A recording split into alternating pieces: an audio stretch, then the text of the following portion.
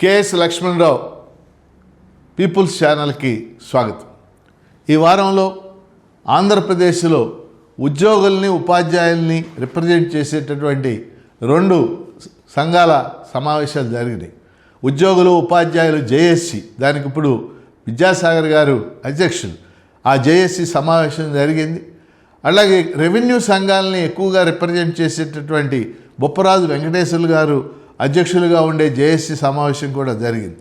ఈ 2 జేఏసీలు కూడా నిన్నటి రోజున రాష్ట్ర ప్రభుత్వాన్ని 12వ వేతన సంఘాన్ని నియమించాలని, ఇతర బకాయిలకు సంబంధించి ఉద్యోగుల డిమాండ్లు నెరవేర్చాలని చెప్పేసి కూడా వాళ్ళు కోరటం, డిమాండ్ చేయటం అనేది జరిగింది. అందుకని ఏమిటి దీని నేపథ్యం? వాస్తవంగా ఉద్యోగులకి ఉపాధ్యాయులకి వీళ్ళందరూ పెన్షనర్లకు కూడా 5 ఏళ్లకు ఒకసారి వేతన సంఘాన్ని నియమిస్తూ ఉంటారు. అదే భారతదేశంలో అయితే దేశవ్యాప్తంగా 10 ఏళ్లకు ఒకసారి కేంద్ర స్థాయి వేతన సంఘాన్ని నియమిస్తారు. మన రాష్ట్రంలో 5 ఏళ్లకు ఒకసారి వేతన సంఘాన్ని నియమిస్తారు. వాస్తవంగా గత ప్రభుత్వం వేతన సంఘం సిఫార్సులు అమలు చేయటంలో అది వైఫల్యం చెందింది. అందువల్లనే ఉద్యోగులు ఉపాధ్యాయులు పెద్ద ఎత్తున అసంతృప్తి చెందారు. 2022 ఫిబ్రవరి 3వ తారీఖున 2022 ఫిబ్రవరి 3వ తారీఖున బీఆర్టీఎస్ రోడ్డు, విజయవాడ బీఆర్టీఎస్ రోడ్డులో మరి వేలాది మంది, లక్షలాది మంది ఉద్యోగులు ఉపాధ్యాయులు పెద్ద ఎత్తున ఆందోళన చేశారు. ఆందోళనలో నేను కూడా ఆ రోజు పాల్గొనడం అనేది జరిగింది. అనేక ఆందోళనలు చేసినప్పటికీ గత ప్రభుత్వంలో ఉద్యోగులు ఉపాధ్యాయులకు సంబంధించి డిమాండ్స్ కానీ వాళ్ళ యొక్క ఆలోచనలు కానీ పంచుకోవడంలో ప్రభుత్వం వైఫల్యం చెందింది.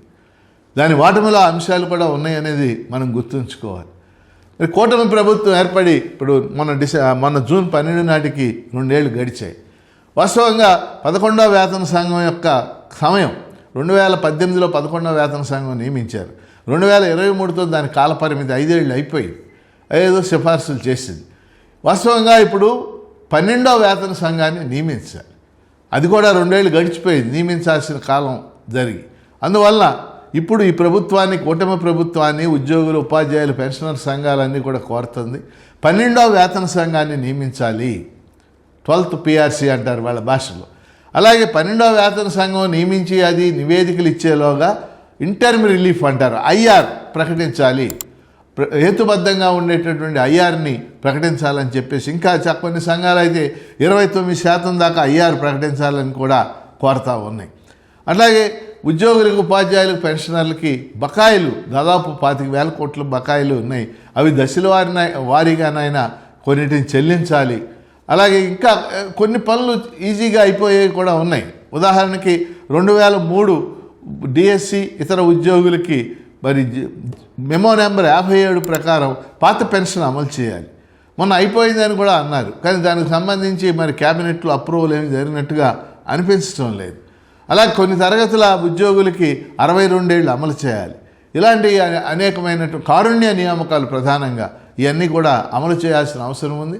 ఏదేమైనా అధికారంలో ఉన్నటువంటి ప్రభుత్వం, అది ఏ పార్టీకి చెందిన ప్రభుత్వం అయినప్పటికీ ఉద్యోగులు ఉపాధ్యాయులు పెన్షనర్లకు సంబంధించిన సంఘాలు ఉన్నాయి, జేఏసీలు ఉన్నాయి. వాటితో అప్పుడప్పుడు చర్చిస్తూ ఉండాలి. వాళ్ళ అభిప్రాయాలను పరిగణనలోకి తీసుకోవాలి.